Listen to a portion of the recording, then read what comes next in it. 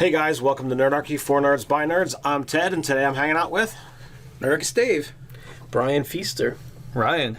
And Brian Feaster is the designer of Open Legends RPG, and we're going to get into some characters.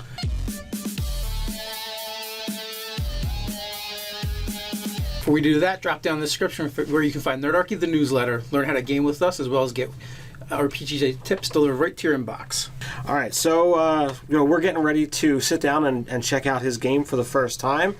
Brian has been there. We're lucky enough to play with some of Brian's pre-generated characters, and since we're new to the system, we're going to kind of talk about, or he's going to kind of tell us how to actually, use the characters that he's got here. The high-level overview, as it were, of the characters. Yeah, absolutely. So, Dave, you've chosen to play a Paladin. Yes, Uther the Paladin. Nice. And Ryan's going with the... Ruby, the Arcane Protector, a bit of an Abjurer sort of wizard. And I'm going with a monk. Now, Brian, you told us off camera that these archetypes is more like just a name you pick out. Yep. This game doesn't have classes. Yeah, that's so you just great. assign your abilities and your points similar to the way Mutants and Masterminds allows you to just pick your points and what you can actually do, and then it's up to you to just identify what you are. Yeah, that's exactly right. So archetype, when people download their own character sheet and see that that's just whatever you want to call yourself. You know what I mean? So okay, my character's a monk. So if I didn't put any points in creation to kind of do like a meditative healing, yeah. I could focus those points elsewhere, and I could just be like a street brawler. Yeah, you could be straight up street brawler. You could be the sort of like monk that transcends, like you and I talked about, where you could have the movement attribute, so you can teleport and stuff like that. It really is just how you want to interpret how you're spending your points. That's what you are. Exactly. I think that's kind of cool. Okay, so it's total point by archetype system, so it's classless.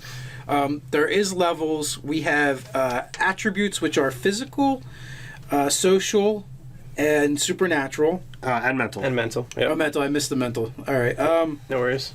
Yeah, I see it right there. So mental. under physical, you've got agility, fortitude, and might. Under social, you got deception, presence, persuasion. Under mental, you have learning, logic, perception, and will. And supernatural, you have abjuration, alteration, creation, divination, enchantment, energy, entropy, illusion, and movement. Yep. Roger that.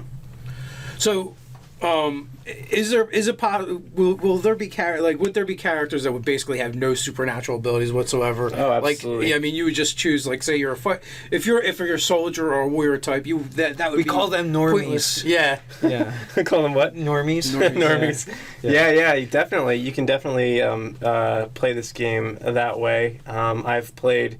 There's a character that's Damien the Assassin or something in the pre-gens for people who check out the pre-gens, who's just straight damage dealing, no supernatural attributes of any kind. He was one of the ones I was considering. And, well, the link to Open Legend RPG will be in the description, so you can check it out. You can download it for free, and you can take a look at all the pre-gens. Yeah, and so that people can find what we're about to discuss, go to Open Legend RPG, then go to Chapter 1 Character Creation. Scroll down a bit, and it'll say there's a link there to the pre-gens in Google Drive.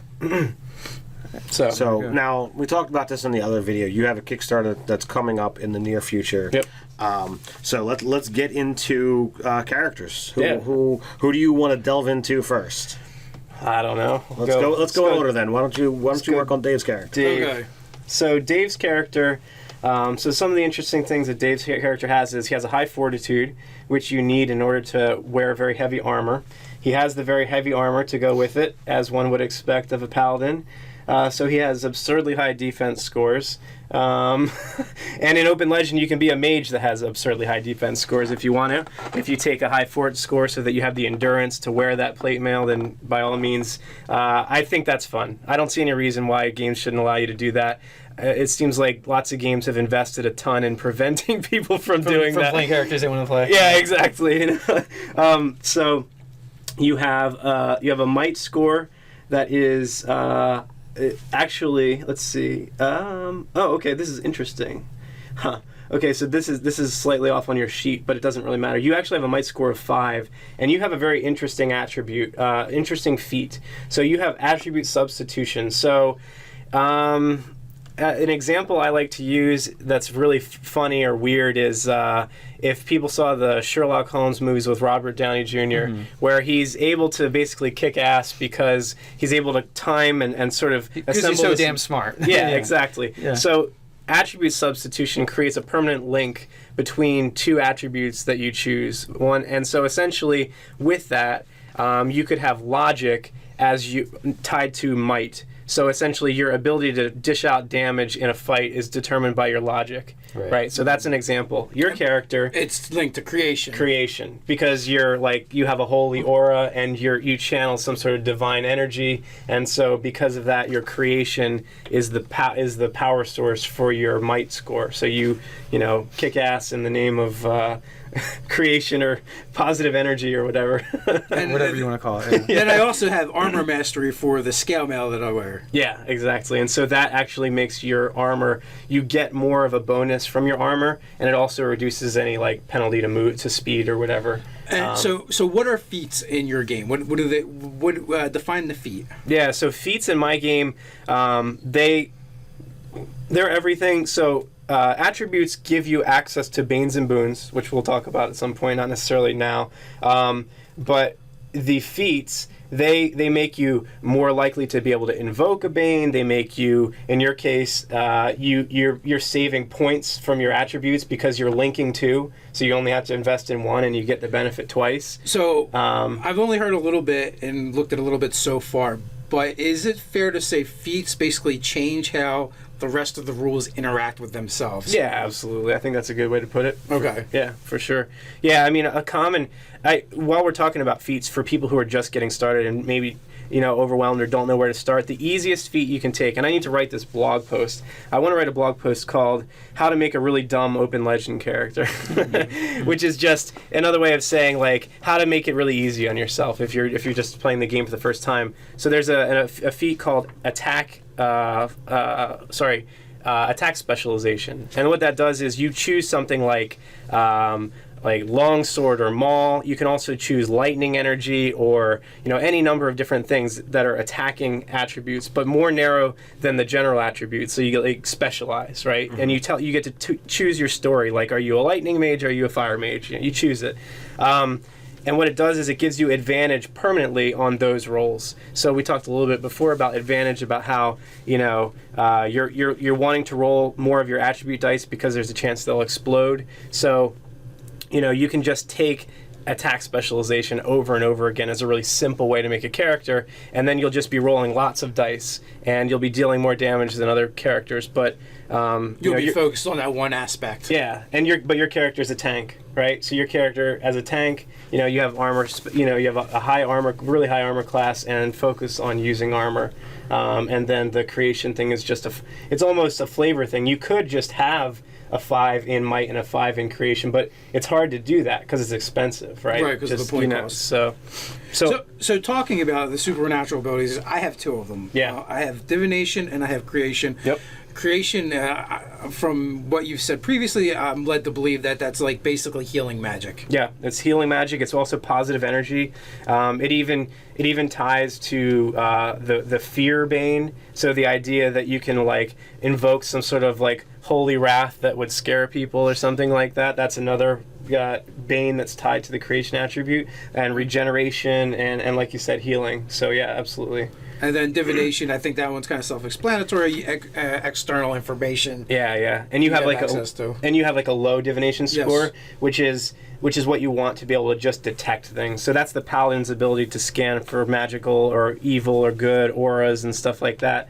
So that's a very low ranking divination one. If you were to invest heavily in divination, you would be like a contemplative paladin, because ultimately divination gives you reading of other people's thoughts, the ability to predict the future, all that kind of stuff. So but you just have a 1, so all you can do actually is detect, Okay. So All right, so do we want to jump over to the... Yeah. Sure. So I'm Ruby, the Arcane Protector. So this is some iteration of an abjuration specialist. Yep. All right. So I guess my main thing is being an abjurer under supernatural. I have a 5. Yep. And I have a movement of 3, so I'm also pretty good at sort of teleporting, popping in and out. Right. Yep. Okay. So I can use a longbow, but then I also have the boon focus on teleporting and defensive expert. So if we want to, I guess, describe those assets. Or... Yeah. So defensive. Boon focus. So in Open Legend, we have this thing called every roll matters.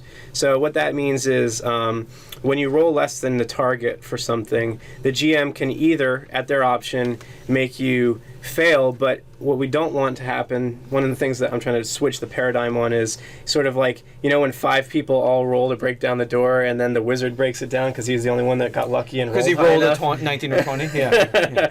So we're not doing that. So instead, what we're doing is every roll matters. So if you roll, it should have meaning. Boon focus is the special ability to bypass that, where normally to invoke a boon, so we said before, it's not Vancian, so you don't have a limit to how many times a day you can do stuff in this game.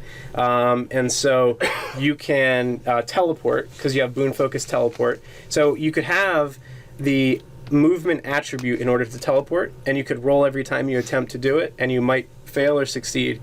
But by taking that feat, you make it so that you'll always succeed. There's no roll anymore. You just automatically teleport at will. This one feature that's the rules exception to that. Because otherwise, like, maybe you teleport and you land on your ass because you did it wrong. Exactly. Right. So whatever's interesting, flavorful and adds to the story, that's my thought. And then the other one is... He doesn't walk anywhere. All he does is teleport. Just pop places. Yeah. I have a character... So funny story. This is actually a really interesting one because you can take it a second time for the same thing, and what it does is it decreases the invocation time. So right now, teleporting is a move action, so like you can use it to replace your movement, right? Makes sense. So if you take it a second time, it bumps the invocation time down to a minor action, which minor actions work like this. You can't do the same one twice, so you can't like stack them like in Pathfinder where you kind of like are stacking all these things on top of each other. You can't trade it out for another thing, right? Right, yeah. But you can do, like, if you want to do a perception check and a something else, then you can do both, as long as it's not the same minor action. So because it becomes a minor action, you can actually teleport once as a minor action and once as a move action, so you can double move, and it's an expensive thing to invest in, but I have a character in my main game who that's his whole thing. He's like a tank that teleports like crazy. So it's an interesting, like, so there's that. And, like Nightcrawler, but kicks ass when he arrives. Yeah, exactly. Yeah. And then defensive expert, the other one, that ties into a mechanic that a lot of people maybe won't use in Open Legend, but it's fun when people do, which is the ability to interrupt another attack. So if one of your allies gets attacked and I roll like a 50, which is going to just like one shot kill them, you could step in and intervene, and with the right luck and rolls of explosions and stuff like that, your roll with your abjuration attribute, their defense becomes your roll. So it's a counter roll. So it's a counter spell. Yeah. So but just like everything's classless, it works for paladins. You can use your might score. You could do it too. You know what I mean? Like you can shield him and tackle him out of the way of the fireball that's coming in or something like that. Right. And so in doing so, you're trading out the action that you would get in your next turn. Yep. So is it just the action, like there's an action move minor, is that how that works? Yep. So you're just trading that one asset out. Okay. Yeah. That one piece. Yep. Okay. Yep.